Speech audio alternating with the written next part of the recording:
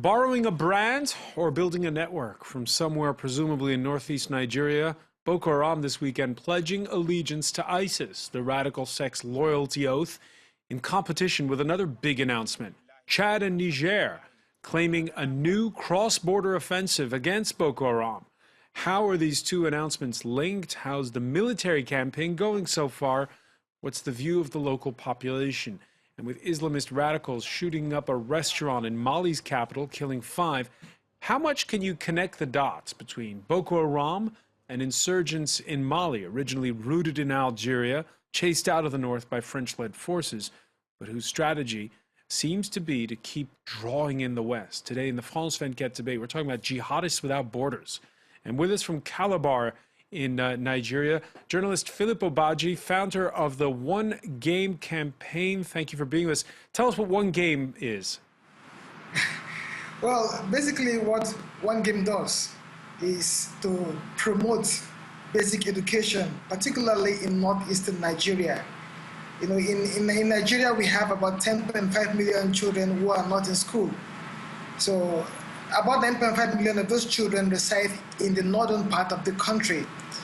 And over 2.8 million of those children also reside in the northeastern part where Boko Haram has a major stronghold. So what we do in One Game is to ensure that every child who is of school age have access to free and qualitative basic education. All right, and of course, the fight for education is key to this discussion. We're also joined, she's a journalist from Niger, Hanan Ferjani. Welcome back to the show. Thanks for having me. Welcome back as well to former UN General Dominique Trinquant. Good evening. And Jose Luengo Cabrera of the European Institute, for Security Studies. Thank you for having me. Thank you for being with us. The France 24 debate, where you can join the conversation on Facebook and Twitter, our hashtag F24debate. Since Sunday, the fighting has been fierce. Troops from Chad and Niger claiming to have retaken Malam Fatouri and Damasak. These are two towns held by Boko Haram in northeastern Nigeria since the month of November. Dozens of insurgents and at least 10 Chadian soldiers killed. This attack, for the first time, bringing in troops from Niger into the fight. The fighting, which began on Sunday and now is continuing, according to those latest reports. Let me start with you, Hanan Ferjani. We've heard in the past bold claims from Nigeria about how they'd retaken towns that hadn't been retaken. In this particular case, though, we know from hospitals that the fighting has been fierce. Yes, the fighting has been fierce, and from the security sources that I've been talking to, it is in fact the case that that Niger and Chadian forces have been able to retake towns across the border, and that's the first time that it actually entered Nigeria and fought in the Nigerian turf, and they've been able to retake Damasak and Madame Fatouri in fact, and apparently killed 200 Boko Haram militants in the process. I think it's an important. It's going to be a turning point in the fight against Boko Haram, from what I hear, at least from sources on the ground, because Niger and Chadian forces have showed basically in this fight that they were able to go across the border and to actually defeat some militants in their own turf, basically, which is not something that Nigeria has been able to do recently. Which is not something that Nigeria. Of course, Chadian forces had crossed over with Cameroonian forces. Yeah. This a bit further to the southeast. Not with Cameroonian force, because the Cameroonian force have no authorization from the Nigerian government to cross the border.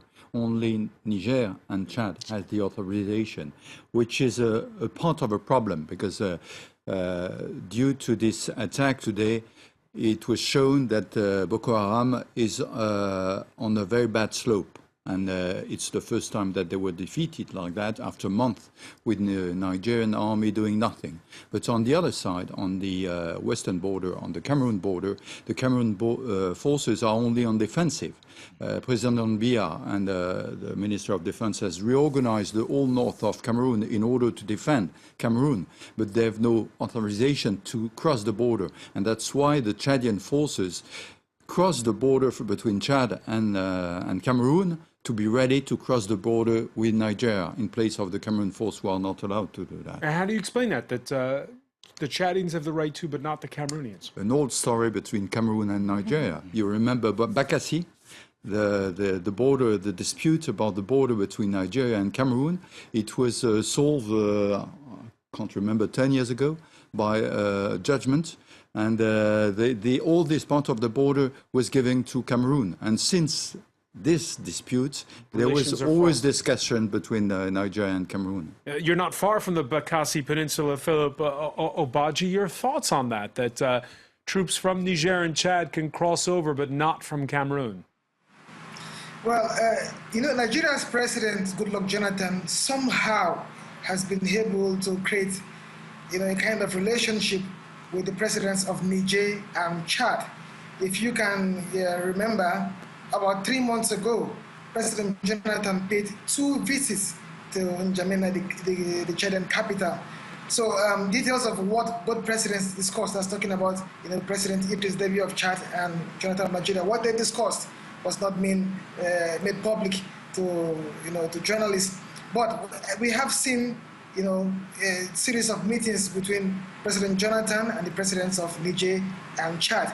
We haven't had too much of a cordial relationship between Jonathan and Paul Biya of Cameroon. I don't want to be in a hurry to conclude that it is because of the differences about Bakassi. Remember that some time ago, 2 years ago to be precise, Nigeria refused to seek review of the judgment, the ICJ judgment that handed Cameroon, or that handed Bakassi to Cameroon. But we haven't seen too much of business between Nigeria and Cameroon at the government level. And should they be letting bygones be bygones? After all, this is about taking on Boko Haram now. It is a case of ideology, if you ask me. The Cameroonian president have criticized the government of Nigeria's role in the whole insurgency. They say that Nigeria isn't too serious in battling Boko Haram. So that explains why, both presidents have not been on good terms.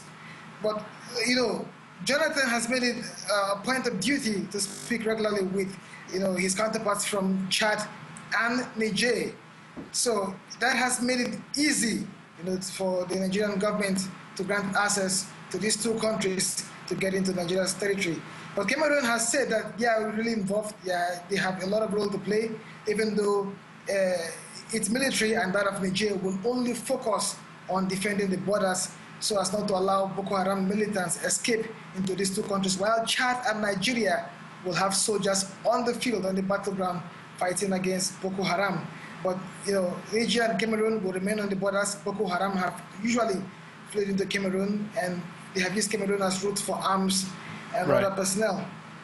Let me bring in Jose Luengo Cabrera here. The timeline seems a little bit slow for us who are watching from the outside. Remember, there was that back in the spring, all that outrage over the girls from Chibok who've been abducted by Boko Haram. There was a summit in Paris to discuss it. We thought things would go fast at that point. I would agree. I mean, I would say that international mobilization has been rather sluggish, if we can use that term. The idea is that the deployment of international forces per se will not really take place. It's more about the regional actors, and it's the first time that you have a regional security alliance backed by the African Union to deploy forces into Nigeria for the first time. We also have to be reminded by the fact that Nigeria was very reticent to accept troops in its territory. And up until Abubakar Shekau's announcement last Saturday of its alliance with ISIS, Nigeria was not calling for international help. In fact, it was the first time that Nigeria said, we want to receive international help, and they welcome the intervention of AU troops. All right, you mentioned the fact that they're bringing up this. There's in the pipeline a multinational force that has not been set up yet. These troops from Chad and Niger are not yet part of that African Union-led force. Nonetheless, as Luke Schrager reports, it's a start. 3 weeks after it was attacked by Boko Haram, the village of Ngubua is still a mostly burned-out wreck. It was the first time the Islamist militants had attacked beyond Nigeria's borders. Now when Boko Haram attacks a village, it is to chase the population away and steal the food. The group's been hard-pressed in recent weeks as military forces from Chad, Cameroon and Niger step up operations against them in Nigerian territory. 6 years into an insurgency that's left 13,000 dead, many locals have run out of patience. There will be peace in this country, and Boko Haram will be a thing of the past. We've had things like that before. We believe this time around we are going to win the war against them. Whether they are affiliated to ISIS or not, they'll be eliminated. For most, the group's pledge of allegiance to the Islamic State organization was the last straw. Now that they have declared their support for international terrorists, I think that it is time for the government of Nigeria now to mount up much of power, either from other neighboring countries, to be able to fight strongly the insurgents, the Boko Haram people, so that the war might be totally against them. That's looking more and more likely. The existing multinational force the African Union endorsed in January is now set to be reinforced with 10,000 extra troops. You're shaking your head, Dominique Trinquant. No, the 10,000, we're not there yet. It is planned that there will be 10,000 troops. Currently, just following what was said, we must be amazed by the fact that the country, Niger, Chad, Cameroon, on the ground are already fighting. I mean, they are there. It's not the future of the force. The force is there. What is the future is the fact that the plan for this force is now in New York, and there is a plan to have a UN Security Council resolution endorsing this force. That's the plan. But the force is currently fighting. And the problem is, as usual, the country in the area, it was the case in Côte d'Ivoire, it was the case in Liberia, it was the case in Sierra Leone, are ready to be there very quickly and to fight. The problem is that they've got no logistic and no finance.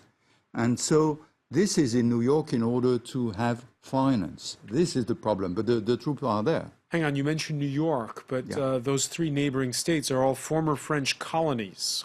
Is France already doing its bit in that regard? Of course, France is currently the president of the Security Council. So France but it also has bilateral defense agreements with all of those states. Yeah, but France can't do everything. You know, the headquarters of the multinational force is already in N'Djamena. And in N'Djamena is close to the French headquarters, where the French forces are providing intelligence and are ready to fly aircraft for the benefit of the force. But the role of France is more now to help this country in the UN Security Council and to provide intelligence and support. But this country are doing their job. I mean, I'm amazed by the fact that what they are doing is what Nigeria has not done for months.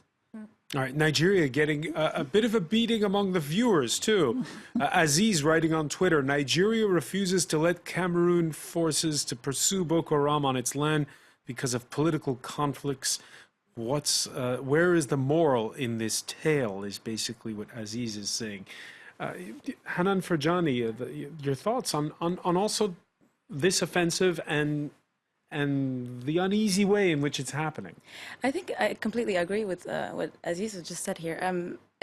I think at this point, with this insurgency that's been spreading and growing for the past 6 years, a lot of people have been looking at Nigerian government and saying, why wait so long? Why not have stepped up before? Why not have called for help earlier? And the fact that Niger and Chad have stepped up, and especially Chad, has not helped with the credibility of the government, of the Nigerian government, definitely not. And I think at this point we're all also wondering if these feuds between with Cameroon are relevant because it's a transnational issue and it's a growing issue and it's a threat to the entire Sahel region at this point. And I think what is most important is that Nigeria just put all of its grievances aside and just work in cooperation with these countries. General Trancon, just briefly, if we could talk military strategy here. If you've got these columns of 2,000 men who are coming in from the north, from the Niger border, but the Cameroonians who are on the east can't go in, what does Boko Haram do? Yes, the plan is probably that the Chadian will come with a Niger force from the north, and the Chadian alone will come from the south, because Cameroon is not authorized. So what we are saying is that Cameroon will serve as a base for the attack of the Chadian. They are cooperating together. Remember that why Chad was initially involved in that, because the road from Douala, Cameroon, to Chad is the logistic tail for the Chadian nation, and also for the French forces. And don't forget that close to that you've got Central Africa, where there is a large UN operation. So everything is interlinked, and the only absent in this arena are the Nigerian. Which brings us again back to the point, Jose Luengo Cabrera, this profession of faith on the part of Boko Haram to ISIS. Why now? Is it because they're on the ropes, or is it because they're strong? I think it's hard to say. You can never really unveil the motivations of an armed group if you can't interview them directly. But what we can say is, one, yes, they can be against the ropes and they might be crying for help. Indeed, this is in the wake of other groups pledging allegiance to ISIS, notably in Libya and Egypt. Potentially they're a source of financing and possibly assisting Boko Haram with strategy, because their attacks tend to be rather spurious and random. But more so than that, it's also on the dimension of recruitment. If you are now pledging allegiance to ISIS, you have more reach beyond Nigeria, because the cause is no longer restricted to Nigeria, but to the wider Muslim world, let's say. And there's been signs of recruitment in Cameroon and Chad, notably of unemployed men who are looking just for alternative sources of income. So in that way, let's say it's a public relations move in a way, because they're pledging alliance to someone who is a bigger player in this game. All right, this idea of recruitment and how it plays with the local population, we'll pick up with it when we come back. Just a comment on Facebook from Prisco: if they pledge their loyalty to ISIS, it means they're having some kind of weakness. This is the time for the Nigerian government to capitalize on this weakness. More of your reactions when we come back. You're watching the France 24 debate.